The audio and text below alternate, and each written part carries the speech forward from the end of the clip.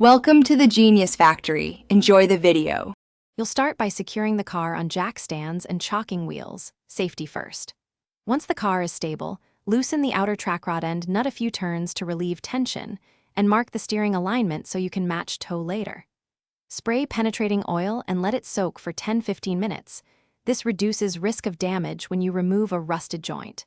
Make sure to have a replacement rod end, appropriate sockets, and a pickle fork or tie rod puller ready. You're preparing to separate the joint now.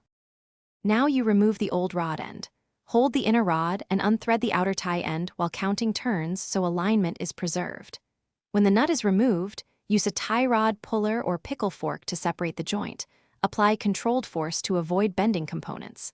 Clean mating surfaces and apply anti-seize to threads, then thread the new rod end the same number of turns you counted. Tighten the jam nut, torque the rod end to the manufacturer's spec, and reattach cotter pin or locking device if required. Finish by reassembling. Reinstall the wheel, lower the car, and torque lug nuts to spec.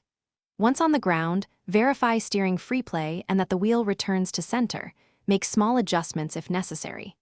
Take a careful test drive at low speed to feel for play, vibration, or pulling. If you notice uneven tire wear, vibration, or the car drifts, recheck your alignment marks. If problems persist, get a professional four-wheel alignment. Misaligned toe is the common culprit and will ruin new components fast. Thanks for watching. If you found this helpful, don't forget to like and subscribe.